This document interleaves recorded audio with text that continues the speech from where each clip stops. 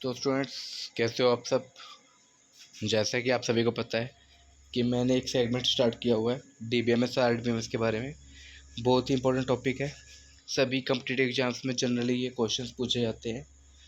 तो स्टूडेंट्स, मेरी आप सबसे हाथ जोड़कर रिक्वेस्ट है कि चैनल को सब्सक्राइब करते रहिए, सब्सक्रिप्शन बढ़ाते रहिए, अपने फ्रेंड्स के साथ शेयर कीजिए, लाइक कीजिए। तो स्टूडेंट्स, तो स्टार्ट करते हैं हम आज का टॉपिक। तो स्टूडेंट, क्वेश्चन है व्हाट इज़ एंटिटी। तो an entity is a person, place, thing, event और concept about which information is recorded. Example student, customer, books etcetera. तो स्टूडेंट्स, क्योंकि हम डीबीएमएस और आरडीबीएमएस की बात कर रहे हैं, तो डाटाबेस में हम जनरली जो भी रिकॉर्ड स्टोर करते हैं, जिसके बारे में स्टोर करते हैं, वो हमारी एंटिटी होती है। तो एंटिटी कोई भी ऑब्जेक्ट हो सकता है, चाहे वो इवेंट हो, प्लेस हो, थिंग हो, पर्सन हो, कंसेप्ट हो, जिसके बारे में हम इंफॉर्मेशन स्टोर कर रहे हैं या रिकॉर्ड कर रहे हैं, दैट इज़ एंटिटी। अगर स्टूडेंट के बारे में इंफॉर्मेशन को रिकॉर्ड कर रहे हैं तो स्टूडेंट एक एंटिटी है। अगर बुक्स के बारे में रिकॉर्ड को स्टोर कर रहे हैं तो बुक्स एक एंटिटी है। अगर कस्टमर्स के बारे में रिकॉर्ड स्टोर कर रहे हैं तो कस्टमर एक एंटिटी है। ये चीज़ आपको ध्यान में रखनी है। Next question is what is attribute. Attributes represent the characteristics of an entity. एक एंटिटी की करेक्टरिस्टिक्स होती हैं, उन करेक्टरिस्टिक्स को हम एट्रीब्यूट्स बोल सकते हैं। An attribute is often called a data item और डाटा फील्ड और डाटा एलिमेंट और a field. Example, book number, book name, author, publisher and price are attributes of book entity. तो स्टूडेंट्स, बिल्कुल सही है। एट्रीब्यूट्स मैंने बताया था प्रॉपर्टीज़, आप करेक्टरिस्टिक्स भी बोल सकते हो। किसी भी एंटिटी की प्रॉपर्टीज या करेक्टरिस्टिक्स को हम एट्रीब्यूट्स बोल सकते हैं। जैसे बात करें, यहाँ पे जो बात की गई है, यहाँ पे बुक्स की बात की गई है। एक बुक जो एंटिटी है, उसके क्या क्या एट्रीब्यूट्स हो सकते हैं। बुक का नंबर क्या है, बुक का नाम क्या है, उसके ऑथर कौन है, पब्लिशर कौन है, उसका प्राइस क्या है। तो ये सारे एट्रीब्यूट्स एक बुक से रिलेटेड है। अगर हम एक स्टूडेंट एंटिटी की बात करें तो उससे रिलेटेड एट्रीब्यूट्स क्या क्या हैं, roll number, name, class, section, ये सारी चीज़ें। ठीक है, तो इनको हम एट्रीब्यूट्स बोलते हैं। ये इन एट्रीब्यूट्स को हम data item, data element, data field और फील्ड भी बोल सकते हैं। तो स्टूडेंट, 70 में यही था। 71 में चलते हैं। Data value. एक पर्टिकुलर एंटिटी के लिए किसी डाटा आइटम की क्या वैल्यू है, उसको हम डाटा वैल्यू बोलते हैं। जैसे अगर मैं कहता हूँ कि रमेश एक एंटिटी है, एक स्टूडेंट है, एक एंटिटी है रमेश, और उसका जो रोल नंबर है वो 1001 है। तो रोल नंबर तो यहाँ एट्रीब्यूट हो गया जिसको हम डाटा आइटम में बोल सकते हैं, लेकिन डाटा वैल्यू क्या होगी, 1001। ठीक है, तो क्लियर है स्टूडेंट से ये। A data value is the actual data और information content in each data element attribute. तो स्टूडेंट, मैंने ये कहा है कि रमेश एक एंटिटी है, उसका जो डाटा आइटम है रमेश रोल नंबर है या एट्रीब्यूट रोल नंबर है, उसकी वैल्यू 1001 है। तो डाटा वैल्यू तो 1001 होगी, जबकि डाटा एलिमेंट हो गया रोल नंबर और एंटिटी होगी रमेश। रमेश की बात कर रहा हूँ ना, रमेश इज एंटिटी, जो भी स्टूडेंट का नाम है। Next is types of attributes. Attributes की बात की जाए तो एट्रीब्यूट्स को भी क्लासीफाई किया हुआ है कि एट्रीब्यूट्स किस टाइप के हैं। तो कैसे डिफाइन किया हुआ है वो हम देखते हैं स्टूडेंट्स। तो पॉइंट ए है यहाँ पे, single valued versus multi valued attributes. N attribute which has a single value for a particular entity is known as single valued attribute. Example, age of an employee entity. Sir, कुछ students, कुछ attributes ऐसे होते हैं जिनकी एक entity के लिए सिर्फ एक ही वैल्यू हो सकती है। तो ऐसे एट्रीब्यूट्स को हम सिंगल वैल्यूड एट्रीब्यूट बोलते हैं। जैसे एज ऑफ एन एम्प्लॉय। एक एम्प्लॉय की एज दो तो नहीं हो सकती, उसकी एक ही एज होगी। जब भी हम रिकॉर्ड को एंटर करेंगे तो हम उसकी एक ही एज को एंटर करेंगे। हम ऐसा तो नहीं कह सकते ना कि रमेश एक एम्प्लॉई है, उसकी एज 25 भी है और उसकी एज 45 भी है, ऐसा तो नहीं कह सकते ना। तो एज एक ही होगी, सिंगल ही होगी, तो इसलिए ये सिंगल वैल्यूड एट्रीब्यूट होगा। मल्टी वैल्यूड एट्रीब्यूट की बात की जाए तो N attribute which has a set of values for the same entity. अगर सेम एंटिटी के लिए किसी एट्रीब्यूट की एक से ज़्यादा वैल्यूज़ हैं, सेट ऑफ वैल्यूज़ हैं, तो उसको बोलेंगे हम मल्टी वैल्यूड एट्रीब्यूट। जैसे colour for a car entity. अब कार का मॉडल सेम हो सकता है, कार की मैन्युफैक्चरिंग सेम हो सकती है, ठीक है, कार की सारी डिटेल्स आपकी सेम हो सकती हैं, लेकिन कलर डिफरेंट हो सकते हैं। तो कलर जो आपका डाटा एलिमेंट होगा या कलर जो आपका एट्रीब्यूट होगा वो एक मल्टी वैल्यूड एट्रीब्यूट हो जाएगा इस केस में। नेक्स्ट पॉइंट बी की बात करें तो इसमें आता है simple atomic versus composite attributes. तो कुछ एट्रीब्यूट्स ऐसे होते हैं जिनको हम फर्दर आगे डिवाइड नहीं कर सकते, वो अपने आप में सिंगल होते हैं, जबकि कंपोजिट एट्रीब्यूट्स होते हैं जो आपके दूसरे एट्रीब्यूट से मिलके बने हुए हैं, कंपोजिट है। तो वही हम यहाँ पे पढ़ेंगे। The attributes which can be derived into smaller independent attributes are called composite attributes। तो वही चीज़ मैंने कही है, जब एक एट्रीब्यूट्स को आगे फर्दर इंडिपेंडेंट एट्रीब्यूट्स में डिवाइड किया जाता है तो ऐसे एट्रीब्यूट्स को हम बोलते हैं कंपोजिट एट्रीब्यूट्स। जैसे एड्रेस ऑफ एन एम्प्लॉय।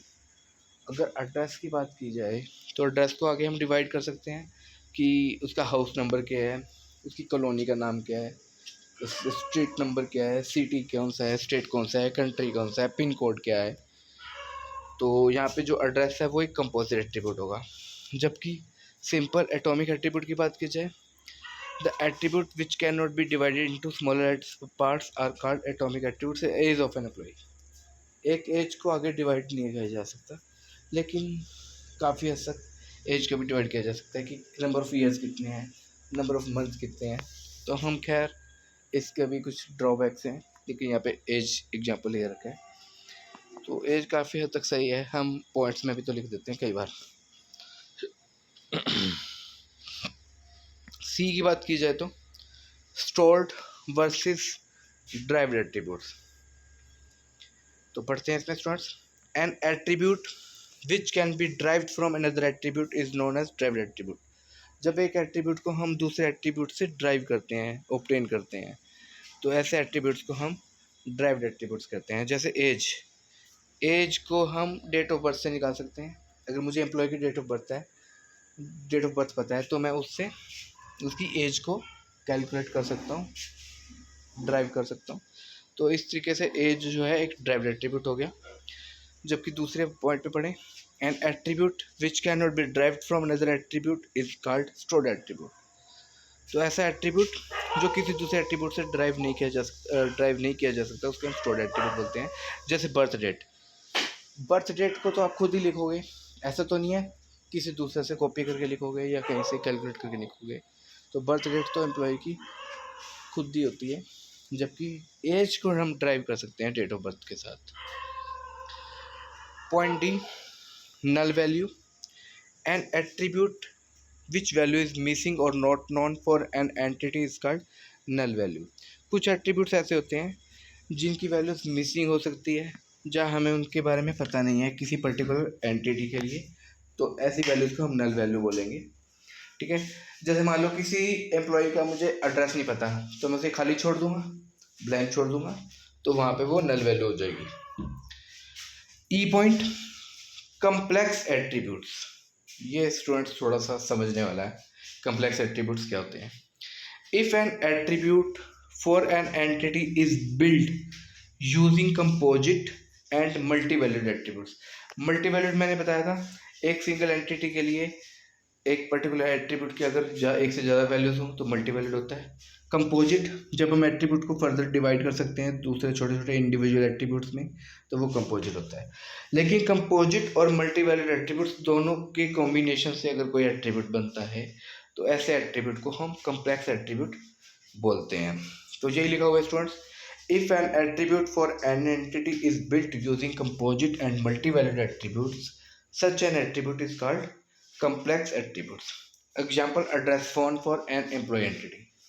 तो इसमें एड्रेस भी आ गया और फ़ोन भी है, ये पूरा एक ही आप कह सकते हो एक ही एट्रीब्यूट है। एड्रेस को हम आगे कंपोजिट एट्रीब्यूट है, एड्रेस को हम आगे डिवाइड कर सकते हैं। इसी तरीके से फ़ोन मल्टी वैल्यूड है, एक से ज़्यादा फ़ोन भी हो सकते हैं, आपके फ़ोन नंबर्स भी हो सकते हैं। तो दोनों से मिलके कम्प्लेक्स एट्रीब्यूट मेरा यहाँ पे क्रिएट हो गया। 73 नंबर स्टूडेंट्स, एंटिटी टाइप बहुत ही इंपॉर्टेंट है स्टूडेंट्स। एक तो हमने एंटिटी पढ़ा था, एक अब हम पढ़ने जा रहे हैं एंटिटी टाइप। तो स्टूडेंट्स अगर मैं आपको एक एग्जांपल दूं, मैं कहता हूं student is an entity type. क्या बोला मैंने? Student is an entity type while Ramesh, Suraj and Sita, Ramesh, Suraj and Sita are entities. तो ये सही है, मतलब रमेश और मैंने दूसरा क्या बोला, मोहन बोला था, जो भी बोला था, सूरज बोला था मैंने। रमेश, सूरज और सीता एक एंटिटीज को रिप्रेजेंट करते हैं, तीनों अलग अलग एंटिटीज हैं, लेकिन तीनों से मिलके एक हमारी पास क्लास बनती है, स्टूडेंट क्लास, उसको हम बोलेंगे एंटिटी टाइप। तो student is an entity type while Ramesh, Suraj and Sita are entities. Clear है? पढ़ते हैं एंटिटी टाइप के बारे में। An entity type is defined as a collection of entities that have the same attributes. तो ऐसी एंटिटीज की कलेक्शन को या सेट ऑफ एंटिटीज को जो रिप्रेजेंट करता है उसे हम एंटिटी टाइप बोलते हैं। और ऐसी सभी एंटिटीज आपके सेम नंबर ऑफ एट्रीब्यूट्स या सेम एट्रीब्यूट्स रखेंगी। जैसे स्टूडेंट एंटिटी है तो उन सब में स्टूडेंट एंटिटी टाइप है, तो उसमें चाहे रमेश हो, चाहे सूरज हो, चाहे सीता हो, सबके पास सेम एट्रीब्यूट्स होंगे, सभी का रोल नंबर होगा, सबका नेम होगा, सबका क्लास होगा, सबका सेक्शन होगा, तो एट्रीब्यूट सेम मिलेंगे। तो स्टूडेंट एक एंटिटी टाइप यहाँ पे क्रिएट हो जाएगा। एक एग्जांपल क्या दे रखा है यहाँ पे 73 नंबर पे, employee in A company database. तो यहाँ पे एम्प्लॉय एक एंटिटी टाइप हो गया। अब इसको और ज़्यादा हम डीपली समझते हैं 74 नंबर के थ्रू। ये स्टूडेंट से एक टेबल दे रखी है, जिसमें टेबल का नाम क्या है, रिलेशन का नाम क्या है, एम्प्लॉय। ठीक है, रिलेशन का नाम क्या है, एम्प्लॉय। और इसमें तीन एट्रीब्यूट्स ले रखे हैं, नेम, एज और पे। और इनके अंदर रिकॉर्ड्स डाल रखे हैं। ये रिकॉर्ड्स हैं, पहला रिकॉर्ड है राकेश का, उसकी एज 40 है और उसकी जो पे है वो 10,000 है। और उनकी एज है 55 और उसकी पे है 8500। संदीप है, उसकी एज है 30 और उसकी पेमेंट है, ये समझ नहीं आ रहा स्टूडेंट्स थोड़ा सा, चलो कोई बात नहीं, खैर। तो इस तरीके से स्टूडेंट्स एक रिलेशन दे रखे हैं। तो इसमें एंटिटी टाइप तो क्या होगा, employee. Entity type is employee. Rakesh, Arun, Sandeep are entities. तो इसलिए ये सारी एंटिटीज हैं, तो इनके सेट को हम क्या बोलेंगे, एंटिटी सेट। ये लिख रखा है ना, एंटिटी सेट। तो राकेश के रिकॉर्ड, अरुण के रिकॉर्ड, संदीप, तीनों के रिकॉर्ड से मिलके एंटिटी सेट बना। इस एंटिटी सेट को हम एक्सटेंशन भी बोल सकते हैं। कई बार पेपर में क्वेश्चन आ चुके हैं एक्सटेंशन का मतलब क्या होता है। तो इस एंटिटी सेट को हम एक्सटेंशन भी बोल सकते हैं। इसी तरीके से नेम, एज और पे के स्टूडेंट्स, ये स्कीमा है, स्कीमा एट्रीब्यूट्स हैं। तो इस एट्रीब्यूट्स के जो सेट है इसको हम क्या बोलते हैं, इंटेंशन। और जो नीचे एंटिटीज़ का सेट है उसको हम क्या बोलते हैं, एक्सटेंशन। तो इसको हम इंटेंशन बोल सकते हैं। नेम, एज और पे से मिलके आपकी इंटेंशन क्रिएट हुई, जबकि राकेश, अरुण और संदीप के रिकॉर्ड से मिलके आपका एक्सटेंशन बना, जिसे हम एंटिटी सेट भी बोल सकते हैं। आगे चलें students. 75 number, the set of entities in an entity type is called entity set. अभी हमने देखा है एंटिटीज़ का जो सेट है एक एंटिटी टाइप में, उसको हम क्या बोलते हैं, एंटिटी सेट बोलते हैं। और इसको हम एक्सटेंशन भी बोल सकते हैं। 76 नंबर की बात की जाए तो, the overall description of the database is called intention और स्कीमा। इसी तरीके से डाटाबेस की जो ओवरऑल डिस्क्रिप्शन है, लॉजिकल डिस्क्रिप्शन है, उसको हम इंटेंशन भी बोल सकते हैं और स्कीमा भी बोल सकते हैं। 77 नंबर, की attribute of N entity type. अब कई पूछ लेता है कि की एट्रीब्यूट का क्या मतलब होता है, तो वो देखते हैं। की attribute of N entity type is an attribute that has distinct value for each entity in an entity set. तो की एट्रीब्यूट हम उस एट्रीब्यूट को कहते हैं जो यूनिकली किसी एंटिटी को डिफाइन करता है, आइडेंटिफाई करता है। यूनिकली मतलब उसकी डिस्टिंक्ट वैल्यू होती है। डिस्टिंक्ट का मतलब डुप्लीकेट वैल्यू नहीं हो सकती, डिस्टिंक्ट वैल्यू होती है। एक एंटिटी के लिए एक ही डिस्टिंक्ट वैल्यू होगी, ठीक है। तो एंटिटी सेट में हर एक एंटिटी के लिए एक डिस्टिंक्ट वैल्यू होती है, जिसके थ्रू हम उसको आइडेंटिफाई कर सकते हैं, उस एंटिटी को आइडेंटिफाई कर सकते हैं।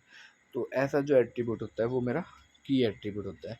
आपने एसक्यूएल में अगर किसी ने किया हो तो प्राइमरी की वर्ड सुना होगा।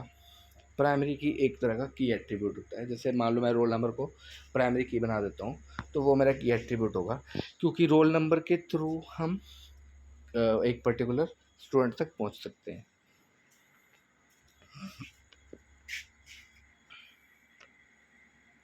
Next is weak entity type.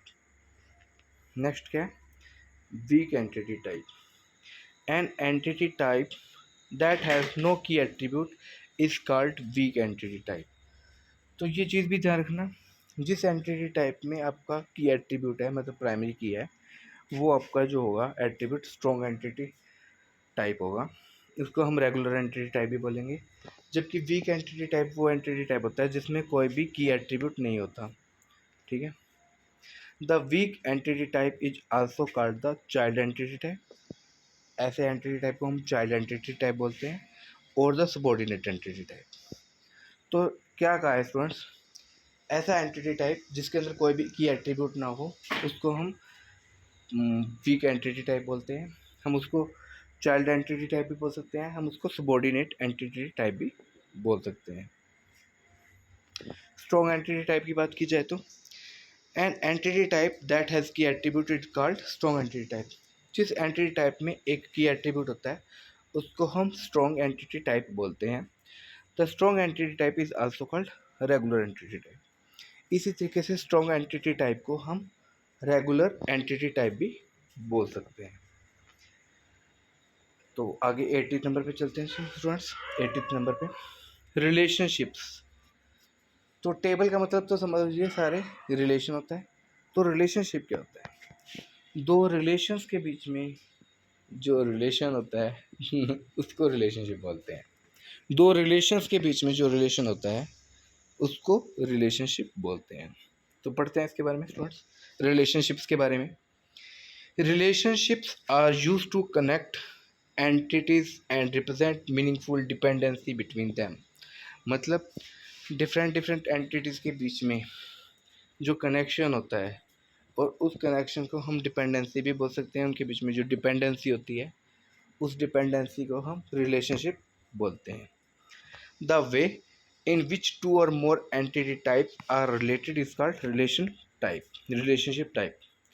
तो दो या दो से एंटिटी ज़्यादा जो एंटिटी टाइप है वो किस तरीके से रिलेटेड है उसको हम उसका रिलेशनशिप टाइप या रिलेशन टाइप बोलेंगे। For example employee works for department. यहाँ पे एम्प्लॉय भी एक एंटिटी है और डिपार्टमेंट भी एक एंटिटी है, लेकिन उनके बीच में रिलेशन क्या है? Works for. तो रिलेशनशिप क्या हो गया? Works for. 81 नंबर पे चलते हैं students. In E R diagrams, E and R diagram की फुल फॉर्म है entity relationship diagram. E R की फुल फॉर्म क्या है? Entity relationship. तो in E R diagram relationship types are represented as diamond shape boxes. तो entities को हम कैसे रिप्रेजेंट करते हैं? रिक्टेंगुलर में। इसी तरीके से जो हमारे पास रिलेशनशिप टाइप्स हैं उनको रिप्रेजेंट किया जाता है डायमंड शेप बॉक्सेस में। 82 number, degree of a relation is refer to as a number of attributes. बहुत इंपॉर्टेंट क्वेश्चन है स्टूडेंट्स, कई बार पूछा जाता है। तो डिग्री, किसी भी रिलेशन की डिग्री, रिलेशन का मतलब यहाँ पे क्या है? टेबल। ये ध्यान रखना, रिलेशनशिप टाइप अलग चीज़ है। रिलेशनशिप टाइप बताता है एंटिटीज़ के बीच में रिलेशनशिप को, जबकि रिलेशन का यहाँ पे मतलब क्या है? टेबल। तो एक रिलेशन की डिग्री क्या होगी, एक टेबल की डिग्री क्या होगी? उसके नंबर ऑफ कॉलम्स कितने हैं, नंबर ऑफ एट्रीब्यूट्स उसके अंदर कितने हैं। मान लो किसी स्टूडेंट्स की कोई एक स्टूडेंट्स का हम रिलेशन ले लेते हैं, उसमें मेरे पास 4 फील्ड हैं, 4 एट्रीब्यूट्स हैं, रोल नंबर, नेम, क्लास और सेक्शन। तो उसकी डिग्री क्या होगी? 4 होगी, क्योंकि इसके अंदर नंबर ऑफ एट्रीब्यूट्स कितने हो गए? 4। ठीक है। और कार्डिनलिटी क्या होती है? 83 नंबर पे cardinality. Cardinality of a relation is refer to as the number of tuples rows in a relation. किसी भी रिलेशन के अंदर नंबर ऑफ टपल्स रोज कितने हैं। मान लो मेरे पास जो स्टूडेंट्स की मैंने टेबल बनाई हुई है उसके अंदर 10 रिकॉर्ड्स हैं और 4 उसके अंदर कॉलम्स हैं, तो डिग्री तो 4 हो जाएगी, जबकि कार्डिनलिटी उसकी क्या हो जाएगी? 10। 84 नंबर पे चलते हैं students. Degree of a relationship type is refer to as the number of participating entity types in relationship. तो रिलेशनशिप टाइप की डिग्री क्या बताती है, उसके अंदर कितने एंटिटी टाइप पार्टिसिपेट कर रहे हैं, मतलब कितने टेबल्स हैं जो पार्टिसिपेट कर रही हैं। जैसे मैंने अभी ऊपर एग्जांपल लिया था ना, एम्प्लॉय वर्क्स फॉर डिपार्टमेंट, तो उसमें दो एंटिटीज थी, एक तो एम्प्लॉय थी और एक डिपार्टमेंट थी। रिलेशन क्या था, वर्क्स फॉर। तो वो किस टाइप का रिलेशन था, यूनरी, उनके बीच में जो रिलेशनशिप था बाइनरी रिलेशनशिप था, क्योंकि दो एंटिटीज पार्टिसिपेट कर रही थी। तो रिलेशनशिप क्या था, बाइनरी रिलेशनशिप। दो से ज़्यादा एंटिटी टाइप्स पार्टिसिपेट कर रहे होते तो मतलब 3 कर रहे होते तो टर्नरी बन जाता। ऐसे कितने भी कर सकते हैं। तो पढ़ते हैं स्टूडेंट्स, बाइनरी रिलेशनशिप क्या होता है। ए relationship type of degree 2, degree का मतलब है अगर किसी की डिग्री 2 बताई है तो इसका मतलब है उसके अंदर दो एंटिटी टाइप पार्टिसिपेट कर रहे हैं। तो एम्प्लॉय वर्क फॉर डिपार्टमेंट की वो डिग्री क्या होगी, 2 हो जाएगी। Ternary relationship, A relationship type of degree 3 is called ternary relationship. अगर डिग्री 3 है, डिग्री 3 का मतलब है 3 एंटिटी टाइप पार्टिसिपेट कर रहे हैं, तो ऐसे रिलेशनशिप टाइप की डिग्री क्या हो जाएगी, 3 हो जाएगी। उसको हम टर्नरी रिलेशनशिप बोलेंगे। जैसे ये लिखा हुआ है, सप्लायर सप्लाई ए पार्ट टू ए प्रोजेक्ट, इसमें एक रिलेशनशिप टाइप हो गया सप्लायर, एक रिलेशनशिप टाइप हो गया पार्ट, और एक रिलेशनशिप टाइप सॉरी इसमें एक रिलेशनशिप टाइप कह रहा हूँ, गलती कह रहा हूँ। एक एंटिटी टाइप हो गया इसमें सप्लायर, एक एंटिटी टाइप हो गया पार्ट, और एक एंटिटी टाइप हो गया इसमें प्रोजेक्ट। 3 एंटिटी टाइप हो गए, तो तीनों के बीच में रिलेशनशिप हो गया। तो ऐसे रिलेशनशिप को हम टर्नरी रिलेशनशिप कहेंगे, क्योंकि इसकी डिग्री 3 होगी। 3 डिग्री का मतलब है 3 एंटिटी टाइप्स इसमें पार्टिसिपेट कर रहे हैं, एक सप्लायर, एक पार्ट और एक प्रोजेक्ट। नेक्स्ट 85 नंबर पे बात की जाए तो students, role name. Role name, the role name signifies the role that a participating entity plays in each relationship instance. Role name का मतलब है रोल, कोई भी एंटिटी टाइप किसी भी रिलेशनशिप में